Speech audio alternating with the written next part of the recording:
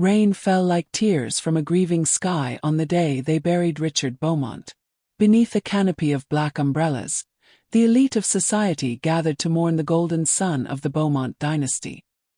His mother, Margaret, stood rigid as marble, her face a mask of dignified sorrow. His brothers whispered condolences to one another. Business partners bowed their heads in respect. But there, at the edge of the gathering, stood a woman whose expression did not quite match the solemnity of the occasion. Elizabeth Beaumont, the widow, dressed in elegant black, her veil obscuring most of her face. And yet, if one looked closely enough, they might have noticed something peculiar. The slightest curve at the corner of her lips. A smile, barely there, like a secret kept close to the heart. The other mourners might have dismissed it as a trick of the light, or perhaps the grief-stricken expression of a woman in shock. But Elizabeth knew the truth. This was no accident. This was no tragic twist of fate. Her husband had been murdered, and she knew exactly who was responsible. As the priest spoke words of comfort and eternal rest, Elizabeth's mind wandered elsewhere. To the late nights when Richard would return home, exhausted and troubled. To the heated arguments she had overheard behind closed doors. To the cold, calculating looks Margaret would give her son when she thought no one was watching. The rain intensified, drumming against umbrellas like an accusation. Thunder rumbled in the distance. It seemed even the heavens knew something was wrong. When the ceremony ended and the family dispersed to their waiting cars, Margaret approached Elizabeth. The older woman's eyes were dry, her composure perfect.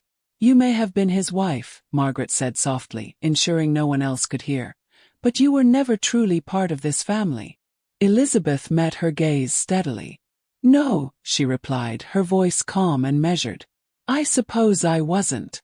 Margaret seemed satisfied with this admission of defeat. She turned away, her duty done. But as Elizabeth watched her mother-in-law walk toward the limousine, that small smile returned to her lips. Because Margaret Beaumont had made a critical mistake. She had assumed Elizabeth was weak, that she would crumble under pressure, take what little she was given, and disappear into obscurity. But Richard's widow was not the naive young woman who had married into this family 5 years ago. Grief had not broken her. It had forged her into something far more dangerous. Revenge, Elizabeth had learned, was best served cold. And as she stood alone in that rain-soaked cemetery, watching the Beaumont family depart, she made herself a promise. This house they had built on lies and blood money would crumble. And she would be the one to tear it down, brick by brick. The smile widened, just slightly, before she turned and walked away from her husband's grave. What happens next? Don't miss the full story, available now on our channel. From the outside, Elizabeth Beaumont's life appeared to be a fairy tale come true. She lived in a sprawling mansion on the edge of the city, surrounded by manicured gardens and fountains that sparkled in the sunlight. Her husband, Richard, was handsome, successful, and came from one of the oldest and wealthiest families in the country. Their wedding had been featured in society magazines, with Elizabeth photographed in a gown that cost more than most people earned in a year. But fairy tales, as Elizabeth had learned, often concealed darker truths beneath their glittering surfaces. The problems had begun almost immediately after the wedding. Margaret Beaumont, Richard's mother and the true power behind the family dynasty, had made her feelings about the marriage abundantly clear. During their first family dinner as husband and wife, Margaret had barely acknowledged Elizabeth's presence, speaking only to Richard and his brothers about business matters and family obligations. "Mother, please," Richard had said gently, trying to include Elizabeth in the conversation. "Can we discuss something else? This is supposed to be a celebration." Margaret had given him a cold smile. "Of course, darling. I forget that not everyone at this table understands the weight of responsibility that comes with our name." The barbs had continued over the years, subtle enough that Richard often missed them, but sharp enough that Elizabeth felt each one. At charity galas, Margaret would introduce Elizabeth as Richard's wife without using her name. During family gatherings, Elizabeth's opinions were politely ignored or dismissed. And late at night, When Elizabeth would encounter Margaret in the mansion's hallways, the older woman would whisper words meant only for her ears. "You'll never be one of us," Margaret had said one evening, her voice soft as silk and twice as dangerous. "You may wear our name, but you don't have our blood. Remember that." Elizabeth had endured these indignities quietly, for Richard's sake. Her husband loved his family despite their flaws, and she loved him enough to tolerate their cruelty. Richard himself was kind to her, thoughtful in ways that made her believe their marriage could survive the Cold War his family had declared. But then things began to change.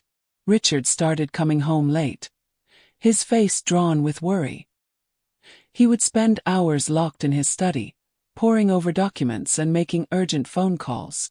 When Elizabeth would ask what was wrong, he would force a smile and tell her everything was fine. But she could see the fear in his eyes, the tension in his shoulders. "Promise me something," he had said to her one night, holding her close. "If anything ever happens to me, don't trust them. Any of them." "Richard, you're scaring me," Elizabeth had replied. "What's going on?" But he had only kissed her forehead and changed the subject, leaving her question unanswered. Then came that terrible night. Richard had gone to a family meeting at the main estate, promising to return by midnight. Elizabeth had waited up, growing more anxious as the hours passed. 3 a.m, her phone had rung. The voice on the other end had been formal, impersonal. "Mrs. Beaumont. This is Officer Patterson. I'm afraid there's been an accident. Your husband's car went off the bridge on Route 17. We need you to come to the hospital immediately." The world had tilted sideways. Elizabeth remembered fragments of what followed: the frantic drive through empty streets, the harsh fluorescent lights of the hospital, the doctor's sympathetic expression as he delivered the words no one wants to hear. "I'm so sorry. We did everything we could." The official report called it an accident. Wet roads, poor visibility, a tragic miscalculation. But Elizabeth knew better. She had seen the way Margaret looked at her son in those final weeks, with something between disappointment and determination. She had heard the arguments, even if she couldn't make out the words. And she remembered Richard's final warning. Standing in that sterile hospital room, looking at her husband's still form, Elizabeth had made her first vow. She would discover the truth, and she would make them pay for what they had done.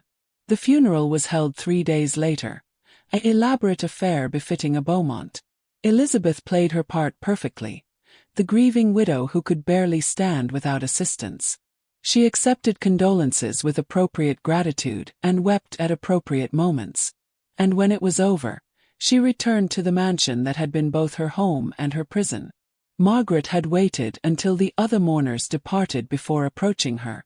"The family will need time to handle Richard's affairs," she had said, her voice cool and businesslike. "You should consider returning to your family for a while.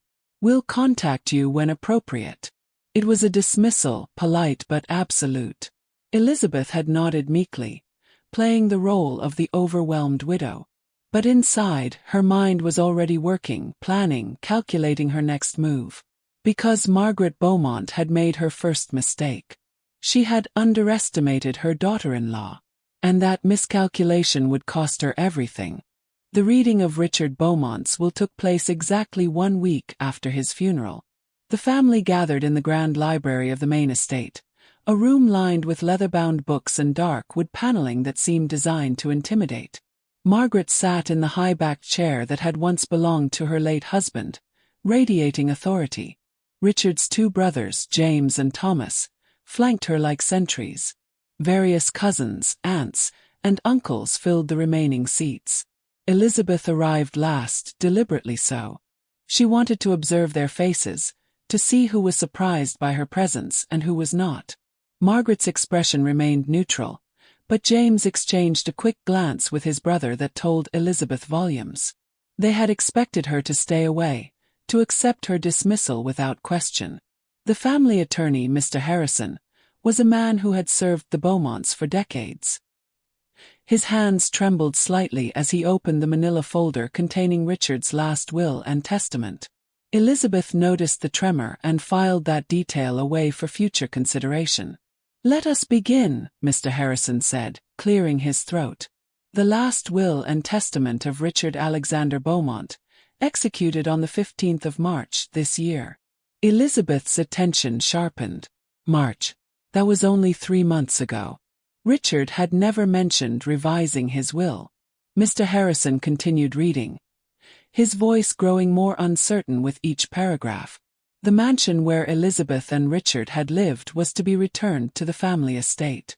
Richard's shares in the various family companies were to be divided among his brothers. His personal accounts, his vehicles, his investments, all of it was distributed among the Beaumont family members. Elizabeth's name was mentioned only once. To my wife Elizabeth, I leave my personal library and the sum of $50,000. The room fell silent. $50,000. It was an insult disguised as a bequest, barely enough to rent a modest apartment for a year.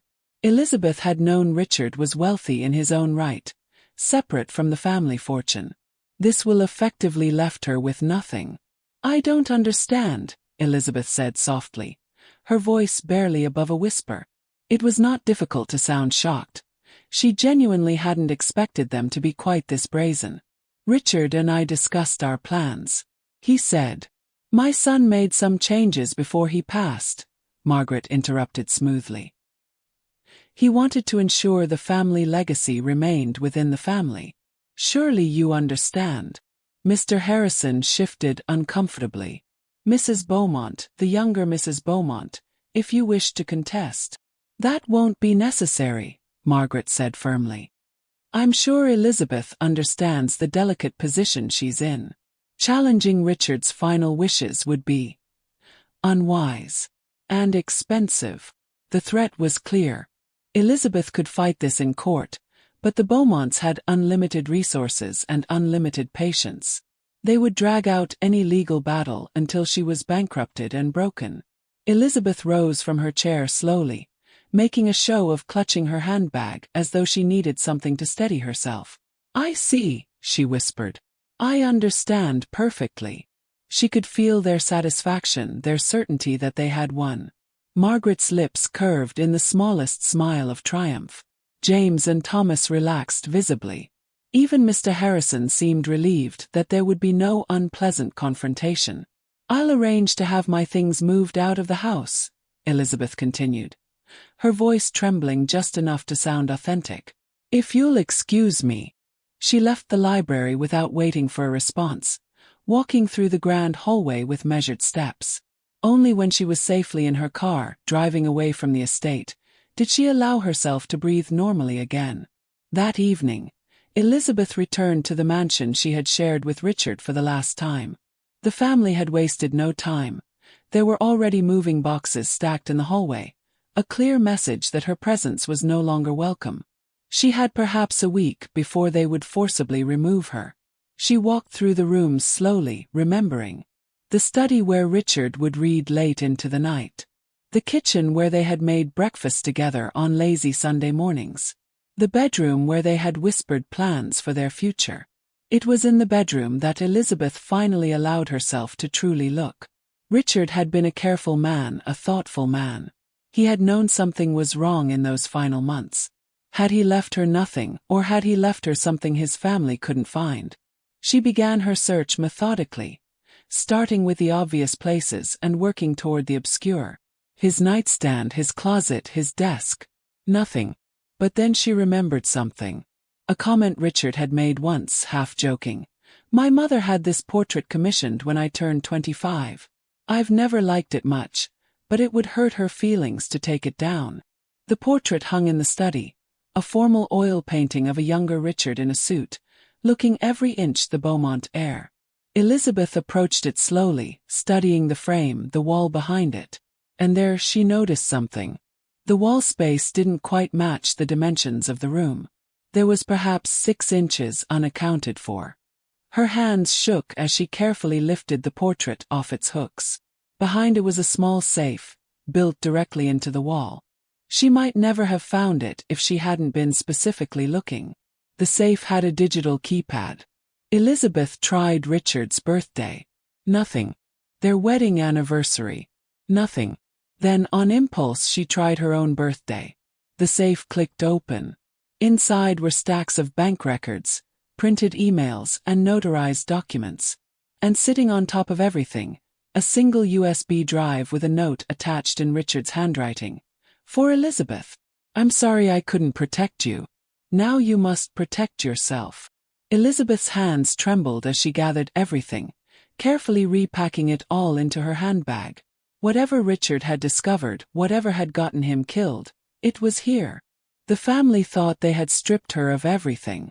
But her husband had given her the only thing that mattered. The truth. As she left the mansion for the final time, Elizabeth glanced back at the portrait she had left leaning against the wall. In the painting, Richard's eyes seemed to follow her, and for just a moment she could almost hear his voice. Fight them, he seemed to say. Make them pay. I will, Elizabeth whispered into the empty hallway. I promise you, my love. I will.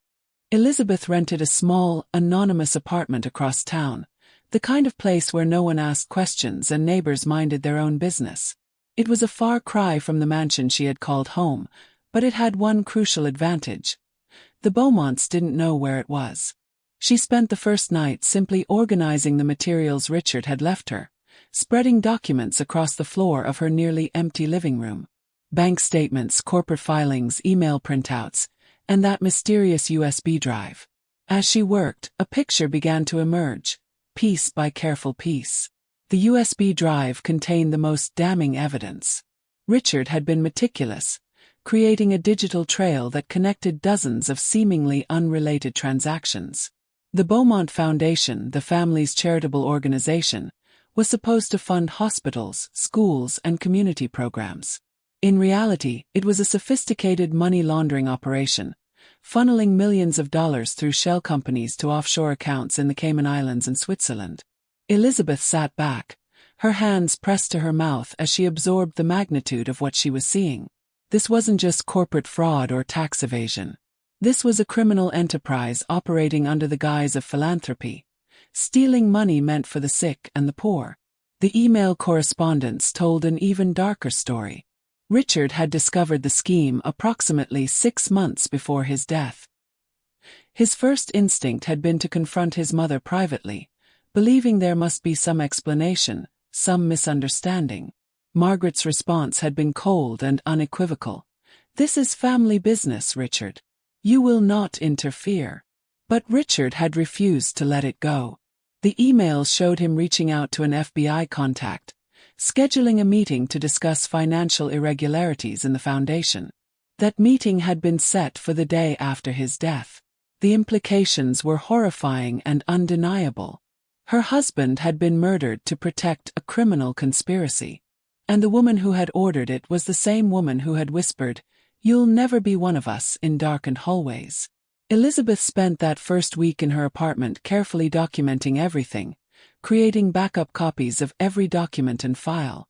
She stored copies in 3 separate locations: a bank safety deposit box, a trusted attorney's office, and with a friend from her life before the Beaumonts, someone the family had never met.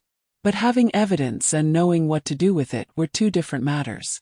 If Elizabeth simply went to the police, the Beaumonts would use their influence to bury the investigation. They had connections throughout the city, from politicians to judges to law enforcement. Richard had understood this, which was why he had been building his case so carefully, gathering evidence that would be impossible to dismiss. Elizabeth realized she would need to do the same. More than that, she would need to be patient. The Beaumonts thought they had won. They thought she was defeated, grieving, powerless. That assumption was her greatest weapon. She began her planning carefully, making lists of potential allies and identifying the family's weaknesses. Richard had mentioned that his brother James was uncomfortable with the fraud, though too cowardly to speak out against Margaret. That was a pressure point Elizabeth could exploit. And Mr. Harrison, the family attorney, had seemed nervous during the will reading. Perhaps his conscience was troubling him. There were also Richard's friends and business associates, people who had respected him and might be willing to help his widow if approached correctly. Elizabeth started reaching out carefully, testing the waters, seeing who could be trusted. One contact proved particularly valuable. David Chen had worked with Richard on several legitimate business ventures and had always been kind to Elizabeth. When she called him, he agreed to meet her at a quiet coffee shop far from the Beaumont sphere of influence. "I'm sorry for your loss," David said as they sat down. "Richard was a good man. One of the best." "He was," Elizabeth agreed. "And that's why I need your help. I've discovered something about his death. Something the family doesn't want anyone to know." She showed him selected portions of Richard's evidence, enough to make her case without revealing her entire hand. David's expression darkened as he read. "My God," he whispered. "Does his family know you have this?"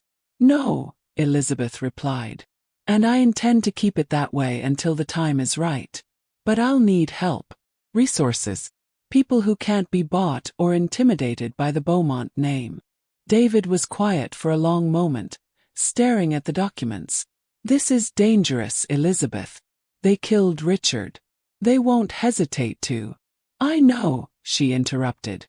"Which is why I'm being careful. I'm not the naive young woman who married into that family. I've learned from them how to be patient, how to plan, how to hide what I'm really thinking behind a pleasant smile." She leaned forward, her voice steady and determined. "This house they built on lies and blood money. I'm going to make it crumble. But I need to do it right. I need to make sure that when it falls completely, and they have no way to climb out of the ruins." David studied her face for a long moment, then slowly nodded. "Richard would be proud of you," he said quietly. "What do you need?" And so Elizabeth began to build her case, piece by piece, ally by ally. She attended grief counseling sessions, maintaining the appearance of a widow struggling to cope with her loss. She accepted a modest job at a local bookstore, supporting herself on her meager inheritance while the Beaumonts assumed she was too defeated to fight back. But in the evenings she worked. She followed money trails and documented connections. She identified journalists who had a reputation for taking on powerful families. She prepared statements and organized evidence into a form that could be presented to federal prosecutors. And through it all, she kept her promise to Richard. She would protect herself by destroying those who had killed him. The widow they had dismissed as weak and irrelevant would become their worst nightmare. In her small apartment, surrounded by evidence of their crimes, Elizabeth allowed herself a small smile. The game had begun, and the Beaumonts had no idea they were already losing. 3 months after Richard's death, Elizabeth Beaumont made her return to high society. The occasion was the annual Hartfield Charity Gala, the most prestigious social event of the season. Everyone who mattered would be there, including the entire Beaumont family. Elizabeth arrived alone, wearing a simple but elegant black dress that suggested she was still in mourning but ready to rejoin the world. She had chosen her appearance carefully, nothing too dramatic or attention-seeking, just the image of a young widow bravely carrying on. The reaction was immediate. As she entered the ballroom, conversations paused. People whispered behind raised champagne glasses. And from across the room, Elizabeth felt Margaret Beaumont's eyes lock onto her like a predator spotting unexpected prey. Mrs. Beaumont, a society matron named Patricia Ashford, approached her with exaggerated sympathy. "How brave of you to come. We were all so devastated by Richard's loss." "Thank you," Elizabeth replied softly. "I thought Richard would want me to carry on to support the causes he cared about. He always believed in giving back to the community." It was a carefully chosen statement, reminding everyone of Richard's genuine charitable nature while subtly contrasting it with his family's reputation. Patricia nodded approvingly and introduced Elizabeth to several other guests, all of whom expressed their condolences and admiration for her strength. Margaret watched this performance from across the room, her expression unreadable. When Elizabeth finally approached the Beaumont table, the matriarch's smile was cold enough to freeze champagne. "Elizabeth, what a surprise. I didn't realize you'd received an invitation."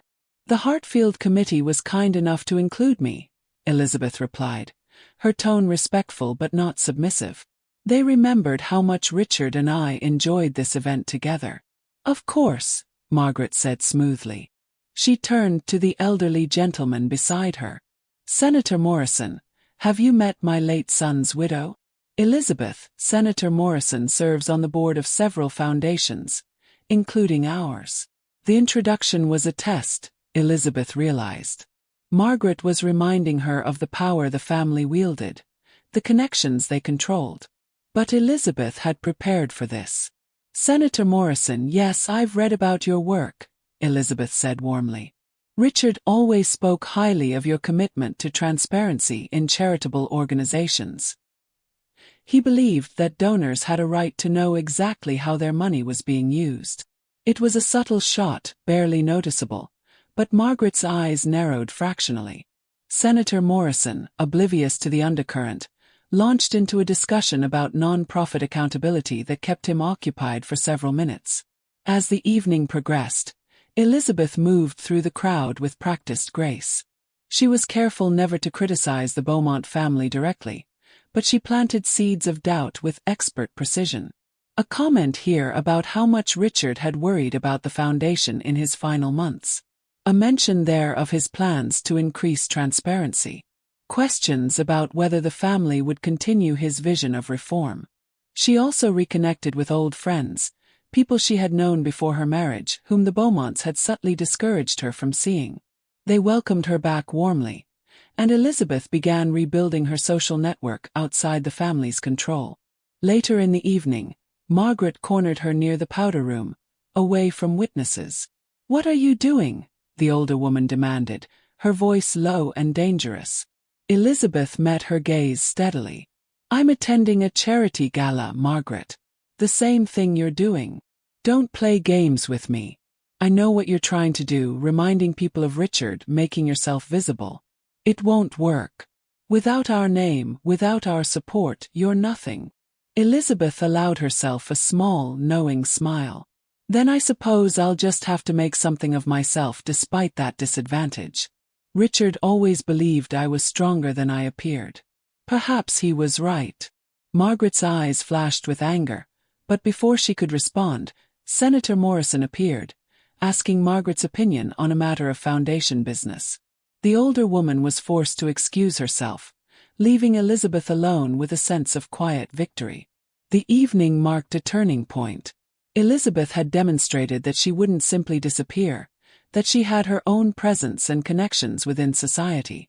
More importantly, she had begun the delicate work of separating Richard's memory from his family's reputation, reminding people that he had been different from them.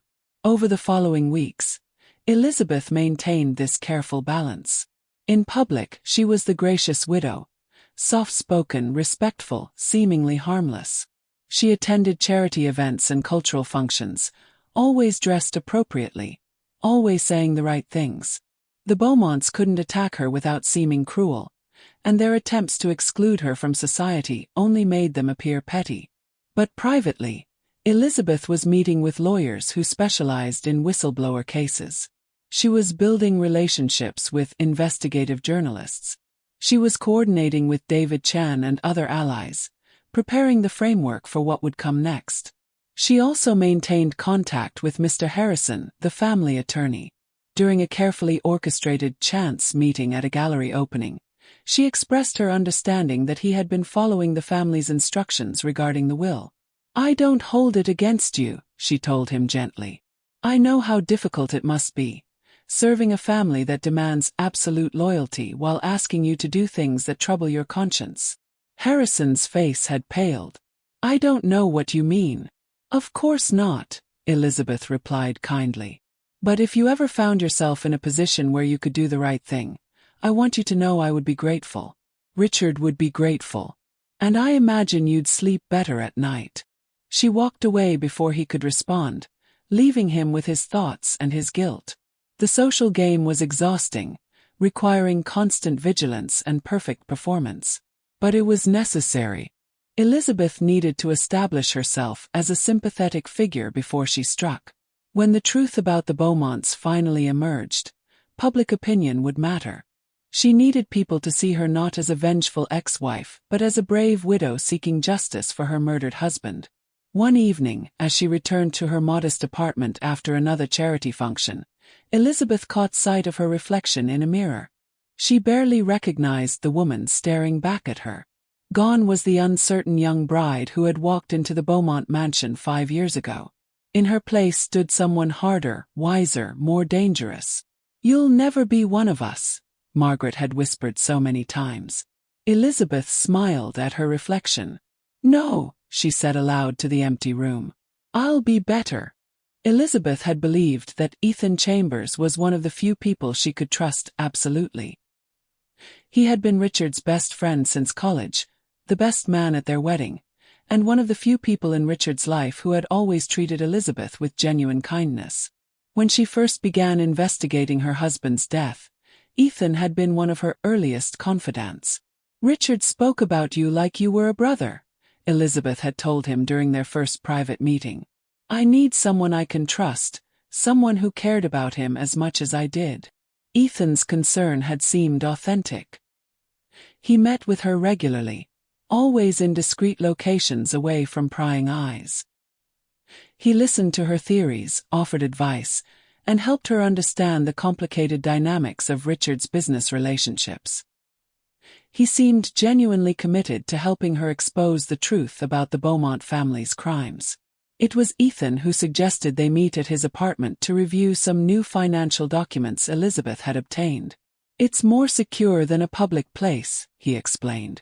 "And I have software that can help us analyze these transactions more effectively." Elizabeth should have been more careful.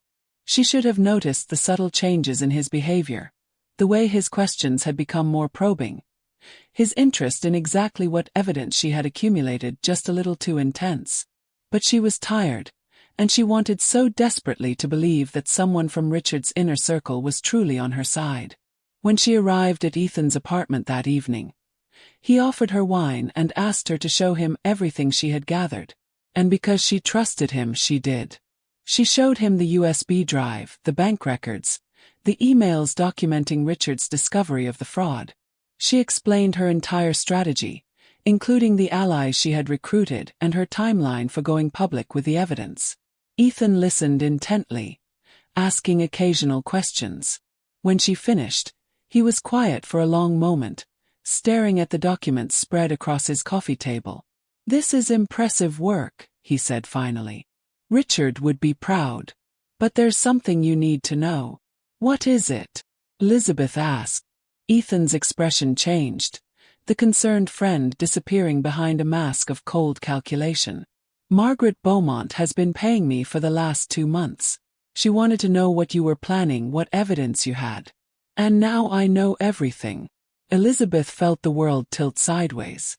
"You're lying." "I wish I were," Ethan replied, and for a moment, she thought she saw genuine regret in his eyes. "Richard was my friend, and I genuinely liked you. But the Beaumonts offered me something I couldn't refuse. They're giving me a seat on the board of their investment firm, making me a partner. That's worth millions, Elizabeth. Tens of millions over time." "Richard trusted you," Elizabeth whispered, her voice breaking. "He loved you like a brother." "And I loved him," Ethan said, his voice hardening. "But he's dead, and nothing we do will bring him back. I have to think about my future, my family's future. The Beaumonts are offering me that future." "What are you offering?" "Justice. Revenge. Those don't pay the bills." He stood up, gathering the USB drive and the most incriminating documents. "I'm going to give these to Margaret tomorrow. In exchange, she's agreed to leave you alone. You'll get a settlement, enough money to start over somewhere else. Take it, Elizabeth. Look away. Because if you keep fighting them, they'll destroy you completely." Elizabeth sat frozen, watching him seal the documents in an envelope. Her mind raced, trying to process the magnitude of this betrayal. Ethan had everything: her evidence, her strategy, the names of her allies. She had given him the tools to destroy everything she had been working toward. But then, somewhere in the depths of her shock and grief, something else emerged. Cold clarity. A realization. Ethan was right about one thing. The Beaumonts were ruthless. They would use any advantage, exploit any weakness. And they had just taught her a valuable lesson about trust. "Can I see it one more time?" Elizabeth asked quietly. "The USB drive. I need to see Richard's work one last time before you take it away." Ethan hesitated, then handed her the small device. "One last time," he agreed. "Then I have to go." Elizabeth held the USB drive in her hand, turning it over slowly. She seemed to be fighting tears, overwhelmed by the betrayal. Ethan watched her with something that might have been sympathy, or perhaps just discomfort at having to witness her pain. "Was this what you wanted?" Elizabeth whispered finally, her voice trembling. She looked up at him, tears streaming down her face. Was this worth destroying Richard's memory? Worth betraying everything he stood for? "Elizabeth!" She stood up suddenly, and before Ethan could react, she dropped the USB drive on the floor and crushed it beneath her heel. Then she swept the documents into his fireplace, where a small fire was already burning. The papers caught instantly, flames consuming months of evidence in seconds. "What are you doing?" Ethan shouted, lunging toward the fireplace.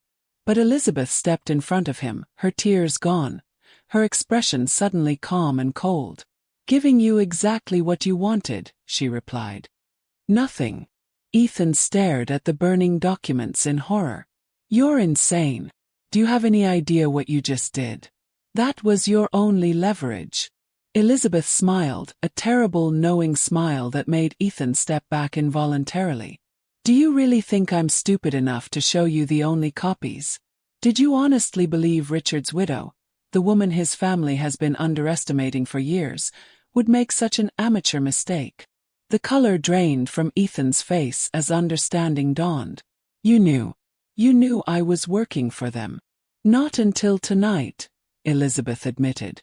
"I suspected something was wrong, but I wasn't certain until you showed your hand. Thank you for confirming it. And thank you for letting me know exactly how Margaret will react when you tell her about this meeting." She moved toward the door, pausing to look back at him one final time. "The real evidence is somewhere safe, somewhere the Beaumonts will never find it. And it's already been sent to people who can't be bought, can't be intimidated, and can't be silenced. Federal prosecutors, investigative journalists, regulatory agencies. The kind of people who actually care about justice." "You're bluffing," Ethan said, but his voice lacked conviction. "Am I?" Elizabeth replied. "I suppose you'll find out soon enough. When you report back to Margaret, tell her something for me. Tell her that her biggest mistake wasn't killing Richard. It was assuming that his wife would be too weak, too broken, too trusting to fight back." She opened the door then paused. "Richard thought you were his friend. He would have died for you. And you sold him out for a partnership and a seat at a board meeting. I hope it was worth it, Ethan. I truly do." Elizabeth walked out, leaving Ethan standing alone in his apartment, surrounded by the ashes of what he thought had been his victory. As she drove away, Elizabeth allowed herself a moment of satisfaction. The evidence she had shown Ethan had been real but incomplete. She had long ago learned to create multiple versions of her documentation, showing different people different pieces while keeping the most damaging information secure. The USB drive she had destroyed was a duplicate. The documents in the fireplace were copies. But more importantly, Ethan's betrayal had given her valuable intelligence. Now she knew exactly how desperate Margaret was, what she was willing to pay to stop Elizabeth, and how she would react to perceived threats. That knowledge was worth more than any document. The game was entering its final phase, and Elizabeth was done playing defense. It was time to strike. The morning began like any other for the Beaumont family. Margaret rose early, as always, to review the Foundation's financial reports over breakfast. James and Thomas were scheduled to meet with investors. The family's empire ran with clockwork precision, every detail managed, every threat contained. Then the phone started ringing. The first call came from the Foundation's public relations director. Her voice panicked. "Turn on the television. Channel 7. Now." Margaret's hand trembled slightly as she reached for the remote. The morning news program filled the screen, and the headline made her blood run cold. Breaking. Elite Beaumont Foundation under federal investigation for fraud and money laundering. The anchor's voice was grave and authoritative. Federal prosecutors announced this morning that they have opened a criminal investigation into the Beaumont Foundation, one of the country's most prestigious charitable organizations. According to sources, the investigation involves allegations of systematic fraud, money laundering through offshore accounts, and the misappropriation of millions of dollars in donor funds intended for hospitals, schools, and community programs. The screen filled with images. The foundation's elegant headquarters, photographs of the Beaumont family at charity galas, and then Margaret's heart stopped. Documents. Her documents. Bank statements showing transfers to shell companies. Emails discussing the movement of funds. Corporate filings that exposed the entire intricate web of deception. The evidence was provided by a confidential source, the anchor continued, and has been corroborated by independent forensic accountants. The FBI executed search warrants at multiple Beaumont properties early this morning, seizing computers, financial records, and other materials relevant to the investigation. Margaret's phone exploded with calls. Board members demanding explanations. Investors threatening to withdraw. Attorneys offering their services. But she ignored them all, her mind racing through possibilities, trying to understand how this could have happened. Ethan had assured her that Elizabeth's evidence had been destroyed. He had witnessed it himself. The USB drive crushed, the documents burned. Margaret's hands clenched into fists. Unless Elizabeth had anticipated the betrayal. Unless every move she had made for the past 4 months had been building toward this moment. Across the city, in her modest apartment, Elizabeth stood at her window, watching the sunrise paint the sky in shades of gold and crimson. Her phone was turned off, the television dark. She didn't need to watch the news to know what was happening. She had orchestrated every detail. The night before the story broke, she had personally delivered sealed packages to 3 different media outlets, each containing comprehensive documentation of the Beaumont Foundation's crimes. She had worked with federal prosecutors for weeks, providing them with evidence that was ironclad and irrefutable. She had coordinated with regulatory agencies, ensuring that every legal avenue was covered. And she had timed it all perfectly. The revelation came on a Wednesday morning, when the news cycle was hungry for content, when markets were open and stock prices could reflect the scandal's impact in real time, when the Beaumont family would have no time to prepare a coordinated response. Elizabeth picked up her phone and turned it on. Among the flood of messages was one from David Chen. "It's done. Every major outlet is running the story. The SEC has frozen the foundation's accounts. Margaret was arrested at her home an hour ago." Elizabeth closed her eyes, feeling a wave of emotion wash over her. Relief, grief, vindication, justice. She walked to her dresser and opened the small wooden box where she kept Richard's wedding ring. She had worn it on a chain around her neck since his death, but now she removed it and held it in her palm, feeling its weight. "I finally set you free, my love," she whispered. "I promised you I would make them pay, and I kept that promise." The television came to life as she turned it on, wanting to see the moment for herself. The news showed footage of Margaret being led from her mansion in handcuffs, her perfectly composed expression finally cracking. Reporters shouted questions that went unanswered. FBI agents carried boxes of evidence from the house. Margaret Beaumont has been charged with multiple counts of fraud, money laundering, and racketeering, the anchor announced. If convicted on all charges, she faces up to 40 years in federal prison. Her sons, James and Thomas Beaumont, are also expected to face charges as the investigation continues. Elizabeth watched dispassionately.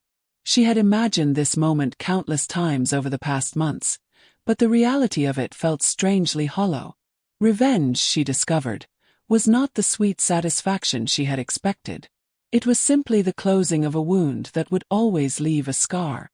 Her phone rang. It was Mr. Harrison, the family attorney. "Mrs. Beaumont," he said, his voice shaking. "I need to speak with you. About what happened. About what I knew." "I'm aware of your involvement," Elizabeth replied calmly. "I've already spoken with federal prosecutors about your cooperation. If you testify truthfully about the family's operations, they're willing to offer you immunity." There was a long silence. "You planned for this," Harrison said finally. "You knew I would call." "I knew that conscience eventually catches up with everyone," Elizabeth replied. "Even lawyers. Richard always said you were a good man trapped in a bad situation. I'm giving you the chance to prove him right." After she hung up, Elizabeth sat in silence for a long time. The apartment felt different now, as though a weight had been lifted from its very walls. For months, she had lived with a single purpose: to expose the truth about Richard's death and bring his killers to justice. Now that purpose was fulfilled, and she had to decide who she would be next. The phone rang again. This time it was a reporter from a major newspaper, requesting an interview. "Mrs. Beaumont, the public is wondering about your role in bringing this investigation to light. Would you be willing to share your story?" Elizabeth considered the offer. There was power in narrative, in controlling how her actions would be understood by the world. But there was also freedom in silence, in walking away and letting the evidence speak for itself. "I'll make a brief statement," she said finally. "But I won't do a full interview. Not yet."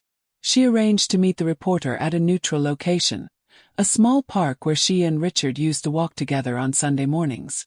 When the reporter arrived with a photographer, Elizabeth was standing near a fountain, Richard's wedding ring clutched in her hand. "Mrs. Beaumont, thank you for agreeing to speak with us. Can you tell us what motivated you to pursue this investigation?" Elizabeth looked directly at the camera, her voice steady and clear. "My husband, Richard Beaumont, discovered evidence of fraud within his family's foundation. He tried to stop it, to bring accountability to an organization that was supposed to help people.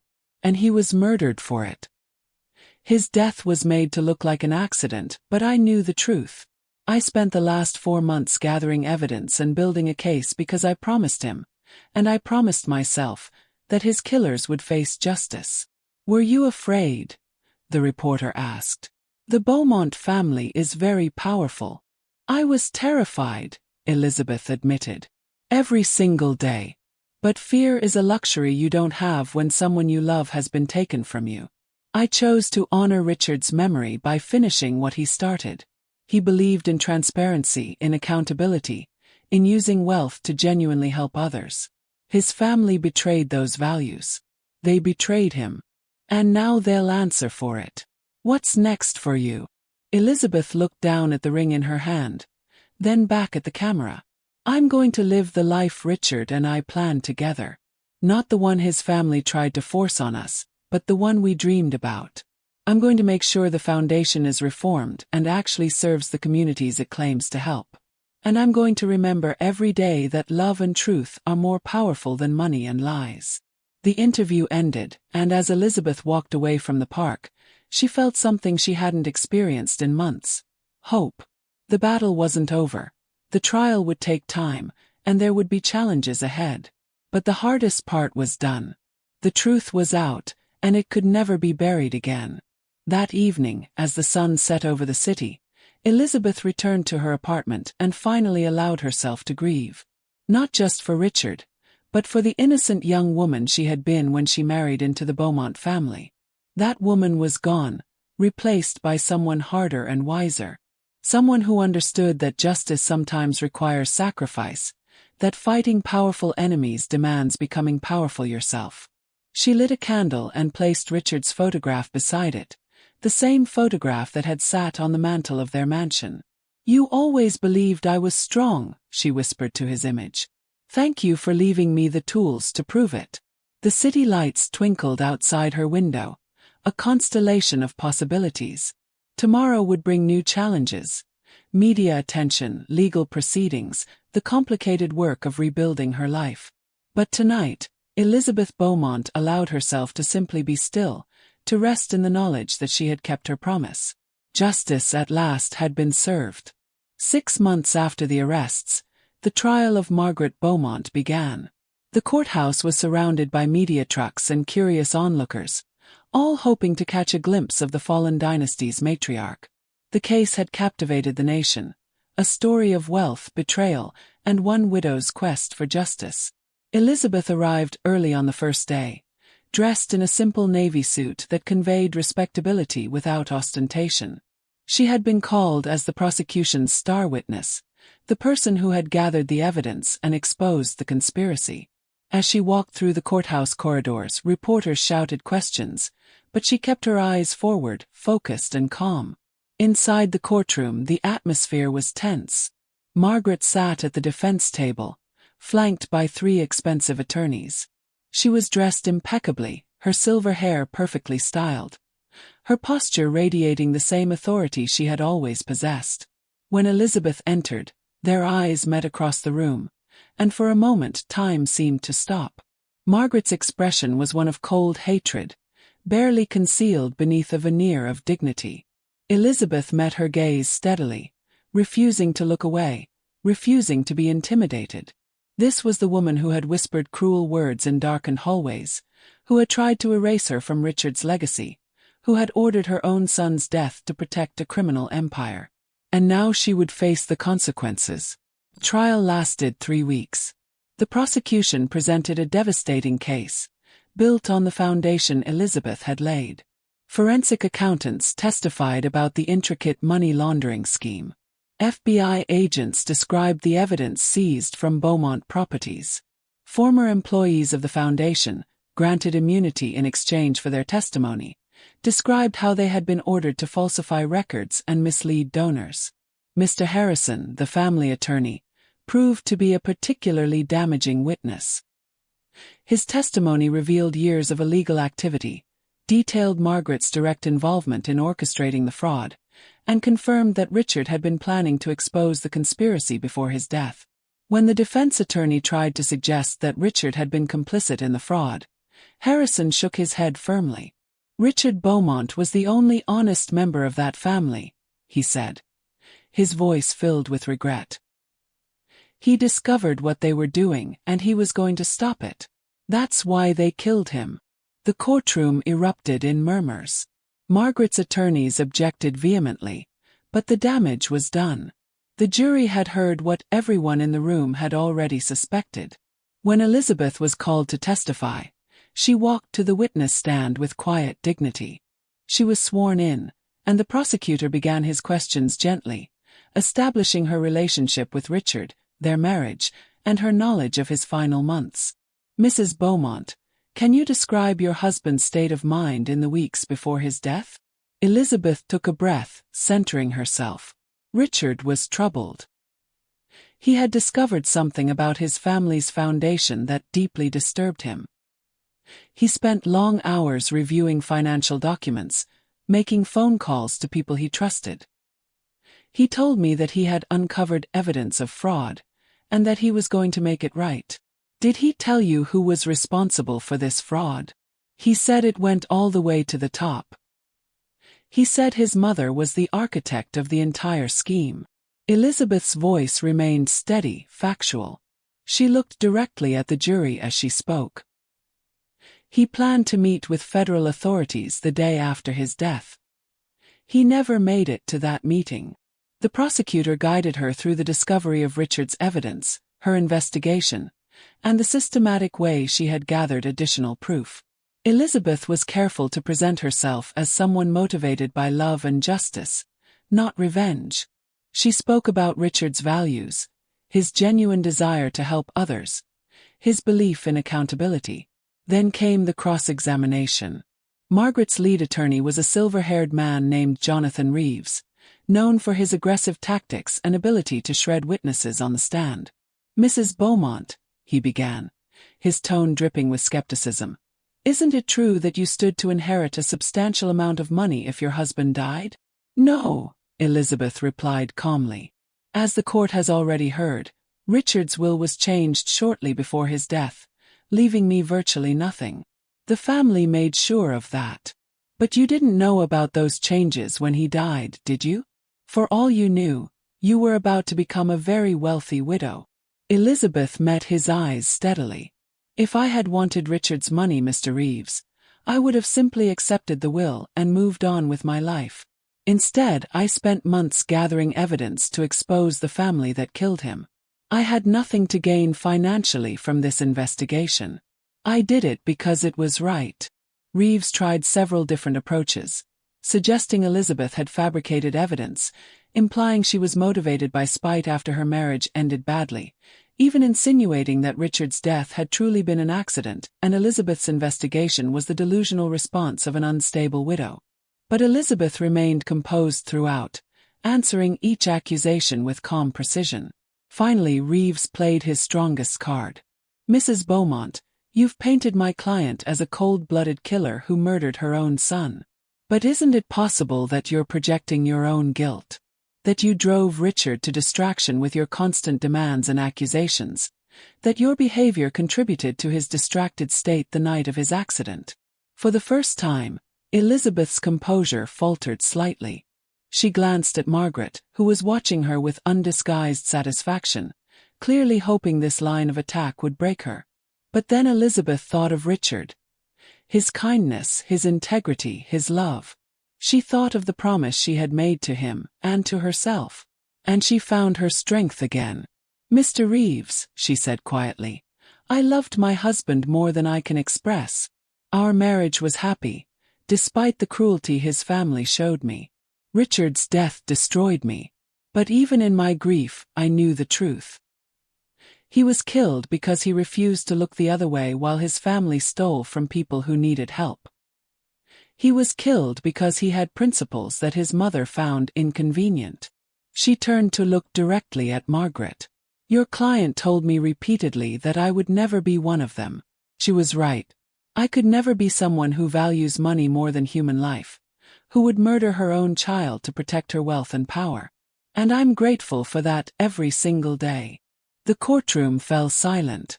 Even Reeves seemed momentarily at a loss for words. After a pause, he simply said, "No further questions." The trial continued with testimony about Richard's death. An accident reconstruction expert hired by the prosecution presented evidence suggesting that Richard's car had been tampered with, brake lines subtly compromised in a way that would cause failure under certain conditions. A former Beaumont employee testified that he had been paid to perform maintenance on Richard's vehicle the day before the crash, though he claimed he hadn't known what would happen. Margaret's defense team fought hard, but the evidence was overwhelming. The prosecution had built an airtight case, with every claim supported by documents, expert testimony, and witness statements. During closing arguments, the prosecutor addressed the jury with quiet passion. Margaret Beaumont built an empire on lies. She stole millions of dollars that were supposed to help sick children, fund schools, and support struggling families. And when her own son threatened to expose her crimes, she had him killed. This case is about more than financial fraud. It's about the lengths to which powerful people will go to protect their interests, and the courage it takes to stand against them. He gestured toward Elizabeth, who sat in the gallery. Elizabeth Beaumont lost everything, her husband, her home, her place in the world she had known. But she didn't give up. She spent months gathering evidence, building this case, ensuring that her husband's death would not be in vain. Because of her bravery, we are here today. Because of her refusal to be silenced, justice can be served. The jury deliberated for 2 days. When they returned, the verdict was unanimous. Guilty on all counts. Margaret showed no emotion as the verdict was read, but Elizabeth saw her hands clench briefly on the table before her. When the judge asked if she had anything to say before sentencing, Margaret rose slowly. She looked around the courtroom, her gaze finally settling on Elizabeth. For a moment, Elizabeth braced herself for one final attack, one last attempt to wound her. But instead, Margaret simply said, "You'll never be one of us." It was the same phrase she had whispered so many times over the years, but now it carried no power. Elizabeth smiled sadly and replied, her voice clear enough for everyone to hear. "I was the wife of the man who built this family's reputation. The man who actually cared about doing good in the world. That makes me more than one of you. It makes me his legacy. The judge sentenced Margaret to 35 years in federal prison, with no possibility of parole for at least 20 years. James and Thomas Beaumont, who had pleaded guilty to lesser charges in exchange for their testimony, received shorter sentences. Ethan Chambers was charged with obstruction of justice and conspiracy. His partnership offer evaporated along with the Beaumont empire. As Elizabeth left the courthouse that final day, reporters surrounded her, asking how she felt about the verdict. "I feel that justice has been served," she said simply. "My husband was a good man who tried to do the right thing, and he was killed for it. Now the people responsible will answer for their crimes. That's all I ever wanted." "What will you do now?" a reporter asked. Elizabeth looked up at the sky, feeling the winter sun on her face. "I'm going to live," she said. "I'm going to honor Richard's memory by living the life we planned together. And I'm going to make sure the Beaumont Foundation becomes what it was always supposed to be, an organization that genuinely helps people." As she walked away from the courthouse, Elizabeth felt a profound sense of closure. The trial was over. Margaret was going to prison. The truth had been revealed to the world. Richard could rest in peace, knowing that his death had not been in vain. Spring came early that year, bringing with it new growth and the promise of renewal. Elizabeth stood on the terrace of the Beaumont estate, watching the sun set over gardens that were just beginning to bloom. The mansion, the grounds, everything that had once been the family's symbol of power, it all belonged to her now. The legal proceedings following the trial had been complex, but the outcome was clear. With Margaret and her sons convicted, their assets had been seized or liquidated. The Beaumont Foundation had been restructured under court supervision, with Elizabeth appointed as interim director while a permanent board was established. And the estate itself, which had been in Richard's name, had finally been transferred to her through the rightful execution of his original will, the one written before Margaret had coerced him to make changes. Elizabeth had spent the past 3 months transforming the mansion from a monument to the Beaumont family's corruption into something Richard would have been proud of. She had converted several wings into offices for the foundation's legitimate operations. The grand ballroom where the family had hosted exclusive galas was now used for community events and fundraisers that actually benefited those in need. The extensive grounds included a community garden program and a scholarship fund office. The portrait of Margaret that had dominated the main hallway was gone, replaced by a photograph of Richard in his happiest moment, laughing on their wedding day, his arm around Elizabeth's waist, both of them glowing with joy and hope for the future. As Elizabeth stood on the terrace, she thought about the journey that had brought her to this moment. The naive young woman who had married into this family seemed like a different person entirely, innocent, trusting, unprepared for the cruelty that awaited her. That woman had been tested by fire and emerged as someone else. Stronger, wiser, more resilient. But at what cost? She had lost the love of her life. She had spent months consumed by grief and the pursuit of justice. She had learned to be calculating, to manipulate, to play the same games the Beaumonts had mastered. Sometimes, late at night, she wondered if the person she had become would recognize the person she had been. "Mrs. Beaumont." A voice interrupted her thoughts. It was Sarah Chen, David's sister, whom Elizabeth had hired as the foundation's new operations director. "The board meeting is about to start. They're ready for you." Elizabeth nodded, taking a final look at the sunset before turning to go inside. The foundation's new board consisted of people Richard had respected, philanthropists, community leaders, and non-profit experts who genuinely cared about making a difference. Together, they were rebuilding the organization from the ground up, ensuring that every dollar went where it was supposed to go. The meeting proceeded efficiently. They reviewed new grant applications, discussed transparency measures, and planned upcoming initiatives. Elizabeth listened carefully, asking thoughtful questions and making decisions that would have made Richard proud. This was his true legacy, not the corrupt empire his family had built, but the genuine good he had always wanted to achieve.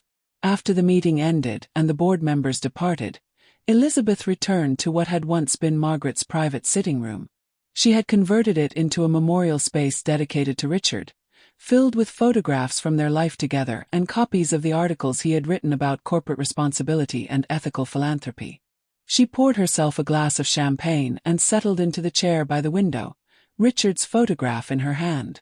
It was the picture she had carried with her through everything: the investigation, the trial, the long nights when she had doubted whether justice would ever be served. "This house is mine now," she said softly to his image. "Everything they built, everything they fought so hard to protect, it all belongs to me. And I'm using it the way you always wanted to. I'm making it matter." She raised her glass in a silent toast. "I've become the woman you always believed I could be, my love. Strong enough to stand alone. Brave enough to fight for what's right. Capable of building something meaningful from the ashes of what was destroyed." The words hung in the quiet room, and for a moment, Elizabeth could almost hear Richard's voice responding, warm and proud. "You always were, my love. You just needed to discover it for yourself." Elizabeth smiled through the tears that had begun to fall.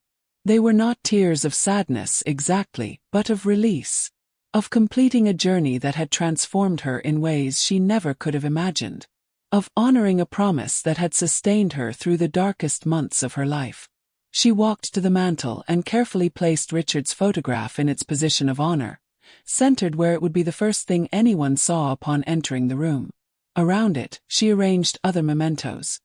The USB drive that had held the evidence that brought down an empire, now empty but preserved as a symbol of truth's power. The wedding ring she had worn around her neck for so long, now displayed in a small glass case. A framed copy of the newspaper headline announcing Margaret's conviction. But also new things. Photographs of the children whose hospital treatments had been funded by the restructured foundation. Letters from scholarship recipients describing how the grants had changed their lives. A key to the community center that now operated in the former Beaumont corporate offices, serving the neighborhoods the family had once ignored. This was Richard's legacy, and it was hers as well. Not revenge, ultimately, but redemption. Not destruction, but reconstruction. Taking what had been corrupt and making it clean. Transforming power gained through cruelty into power used for compassion. Elizabeth's phone chimed with a message from David Chen. "Congratulations on 6 months of successful operation. The Foundation's new model is already being studied by other organizations. Richard would be so proud of what you've built." "We all are," she responded simply. "Thank you. We're just getting started." And it was true. There was still so much work to do. The Foundation needed to expand its reach, develop new programs, ensure that the reforms Elizabeth had implemented would survive long after she stepped down from leadership. She had already begun recruiting the next generation of leaders, people who shared Richard's values and vision, who understood that wealth carried responsibility. But for tonight, in this moment, Elizabeth allowed herself to simply be still, to acknowledge how far she had come. To recognize that while she would always carry the grief of Richard's loss, she had also found a way forward that honored his memory and her own strength. As darkness fell outside, the lights of the mansion glowed warmly. Where once cold elegance had prevailed, there was now a sense of purpose and life. The building that had been a fortress protecting secrets was now a beacon of transparency and service. Elizabeth stood at the window, looking out over the estate. She thought about Margaret, imprisoned and powerless, the empire she had built destroyed. She thought about Richard, gone but never forgotten. His values finally being realized in ways his family had never allowed. And she thought about herself, the widow who had refused to be dismissed, who had transformed grief into action, who had proven that even against overwhelming power, truth and courage could prevail. "I miss you every day," she whispered to Richard's memory. "But I'm okay. More than okay. I'm living the life we dreamed about, doing the work we believed in. And every time I make a decision, every time I face a challenge, I ask myself what you would do. Your voice is still with me, guiding me forward." She raised her glass one final time. "To you, my love. To the man who believed in me when I didn't believe in myself. To the legacy we're building together, even though you can't be here to see it. And to the future, whatever it may bring." As she drank, Elizabeth caught her reflection in the window glass. The woman staring back was not the uncertain bride who had entered this house 5 years ago, nor the grief-stricken widow who had stood at a funeral with a secret smile. She was someone new. Elizabeth Beaumont, survivor, fighter, and guardian of a legacy worth protecting. Behind her reflection, Richard's photograph seemed to smile in the lamplight. And for just a moment, Elizabeth could have sworn she heard his voice one last time, soft and loving. "You always were, my love. You always were." She smiled, placed her empty glass on the table, and walked toward the door. Tomorrow would bring new challenges, new opportunities to make a difference, new chances to honor Richard's memory through action rather than words. But tonight, Elizabeth Beaumont, the widow who had brought down an empire and rebuilt it into something worthy, allowed herself to rest. She had kept her promise. She had found justice. And in doing so, she had found herself. The mansion lights glowed in the darkness, a testament to transformation. Where once corruption had thrived, now compassion would flourish. And at the center of it all stood a woman who had proven that even in the face of unimaginable loss, it was possible to find strength, purpose, and hope.